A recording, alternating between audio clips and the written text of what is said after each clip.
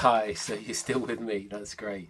So now we're going to go through the story in a bit more detail. We're going to go paragraph by paragraph. We've done our general synopsis and taking out some, getting down some points that we thought were interesting.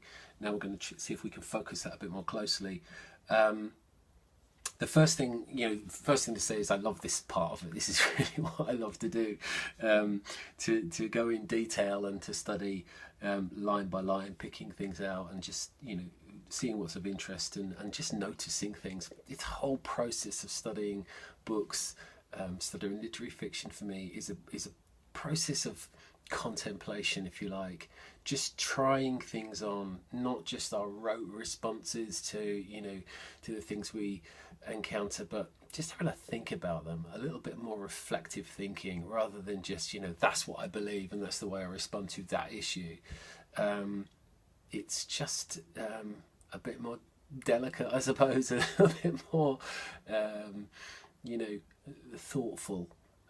We live in a fast-paced world, and just taking some time to think about the issues is what I think is really important. I think it would benefit everybody. So I love to do this. And the first thing I would do with a story like this is my lottery. You can see I start to make notes. I start to actually look at the text. I start to make notes, and I see what is interesting. I start to make some detailed notes, if you can see that in the light there. First thing I notice with the lottery here is, I read through once and I come back, is it feels like the story breaks down into sections for me.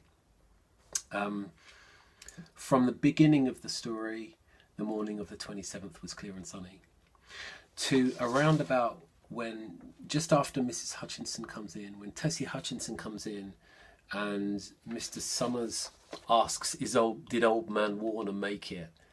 And he says, here. That's always felt to me like the first section. I'll explain this as I go along a bit further. I always felt like there's a setup when Jackson is setting the scene, giving you some history of the lottery, and then you focus down into the people a bit more with Tessie, which leads us up to the drawing of the lottery. When the lottery starts to be drawn, it seems to move into a second section. If you look at it on the page, there are 1, 2, 3, 4, 5, 6, I think 7, 8, 9, if you go right the way through. Quite big paragraphs of narrated detail. As I said, people coming to the town, the history of the lottery and the tradition of the lottery. When you get to that part where old man Warner says here, after that there's much more dialogue. It's as though the narrator steps back and lets the scene actually start to play out. You're in real time as the lottery is being drawn, because the drawing of a lottery is quite exciting and quite tense. Who's going to win? What are they going to win? We don't know that, unfortunately for us. But that second section, I think, is the drawing of the lottery, and they all know what's going to happen. They all know how it works. It's just who's going to get it, who's going to get the prize, if you like.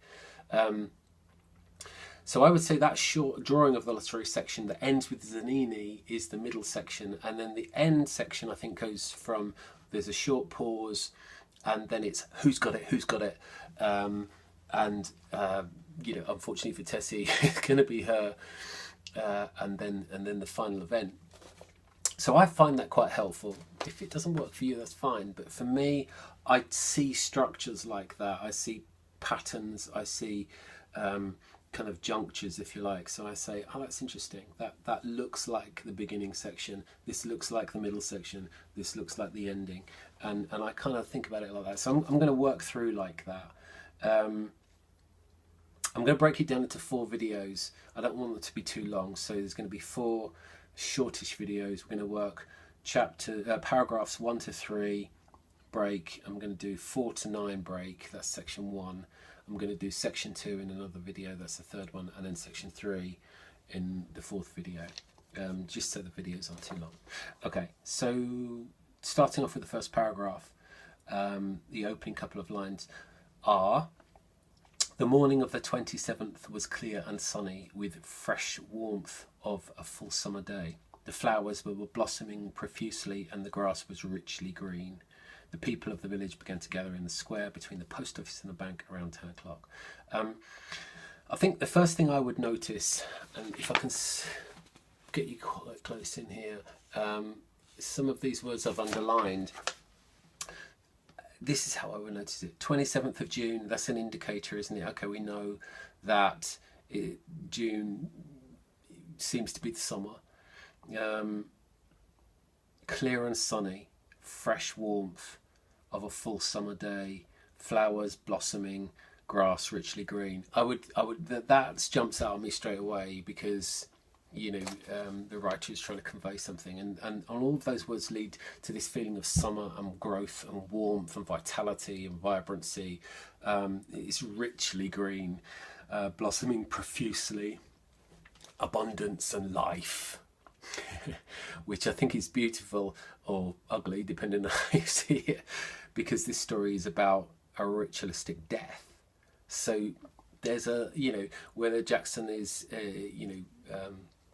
trying to lull you into something, but there's this you know, setting of life and fullness that's going to lead to this kind of emptiness of murder, basically societal murder, which is, you know, something we, you know, really to think about.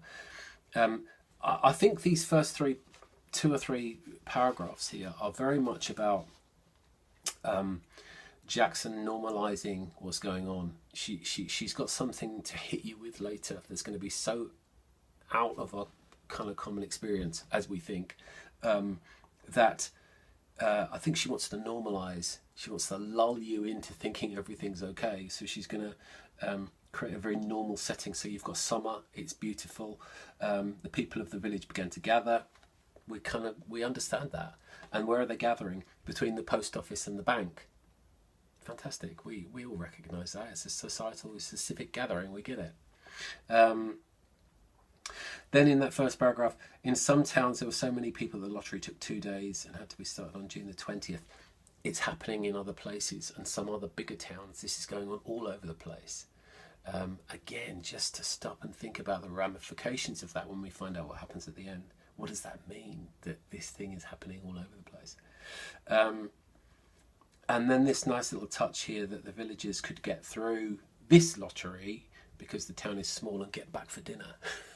Again, there's something when we find out, when we get the reveal at the end, when we find out what's actually happening, the idea they're going to go back and just have their lunch is hard to take, I think, really. It's what makes the story so difficult, I think. Second paragraph, the children assembled first. School was recently over for the summer. So, you know, they're out there and they're gathering, they know what's happening. There's this sentence, and the feeling of liberty sat uneasily on most of them. That's really interesting because there's an uneasy feeling to a lot of the townsfolk as they approach this day. They come out, they gather, the talk is quiet, slightly restrained, slightly subdued. There's an anxiousness about some of their behaviour. You know, they know that you know, they know what's going to happen. They know somebody's going to be killed and they're going to play a part in it. So you know, it's an interesting little touch there that the kids' feeling of liberty is sat uneasily on them. I think there's a nice little kind of echo of that later. They play. Bobby Martin stuffed his pockets full of stones. So the stones are mentioned and brought in and they're collecting them. There's no sense that this has got anything to do with this lottery that's been mentioned. There's no direct link between that, but that'll come out at the end. We see what the boys were collecting the stones for. The girls stood aside talking amongst themselves, looking over their shoulders at the boys, and the very small children rolled in the dust. Interestingly, the boys and the girls are separate. The girls are talking, the boys are you know, playing around, and I think again I think that's quite interesting because later on in the story, as we go through the story, we find that there is a division of labour, if you like, in the story. The men do the work, in the in the fields and the farming and the kind of heavy manual labour, and the women are doing work in the home, and it's separate. They seem to be separate, and it's interesting that the girls and the boys are separate at the beginning as well. So again, echoes of things coming through the story.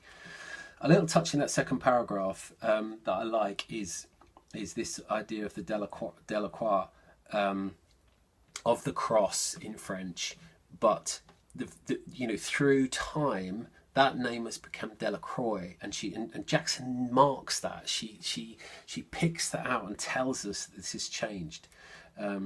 Written down, we'd all say Delacroix. We probably, most of us would say Delacroix because we'd see it and we'd recognise it somehow as French.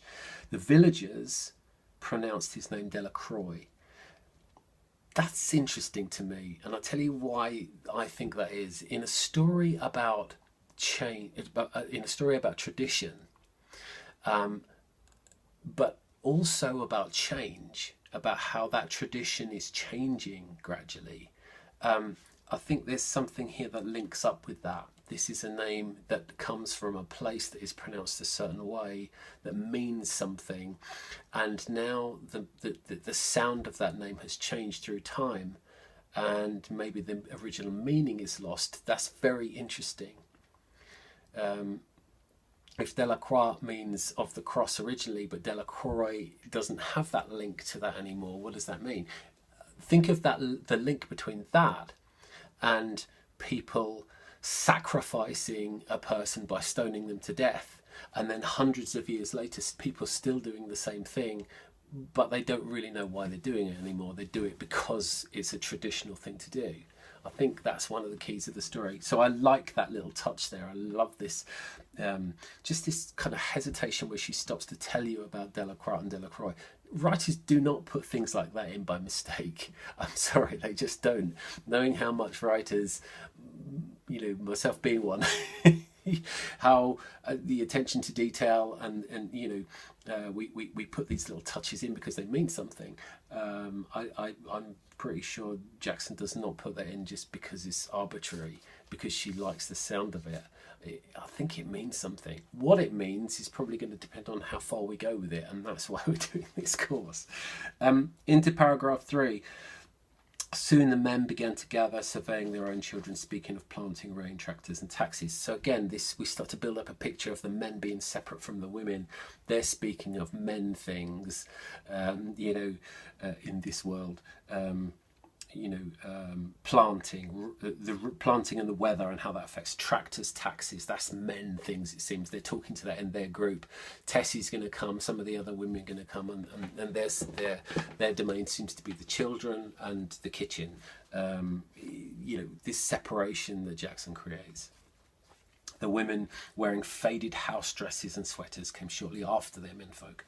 And interestingly, in paragraph 3 there, the women are asking their children to come. The children don't come and carry on mucking around. And then the father speaks. One of the fathers speaks sharply and his child comes. Again, this idea that men somehow are authority.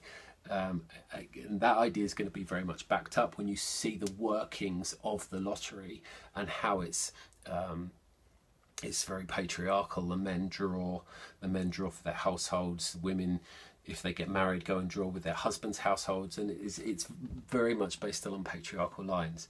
And there's a little touch there where the father speaks and then his son comes. Jackson reinforcing that point, I think, or making that point to start off with. Okay, so that's paragraphs 1, 2, and 3, and you can see already we get detail. We start to build up a picture of some of the interesting little points as I see them, and we start to pick them out and we note them. And there's so much that we can talk about there, but I'm going to just stop this now so I can do another short video, start from paragraph 4. Thank you.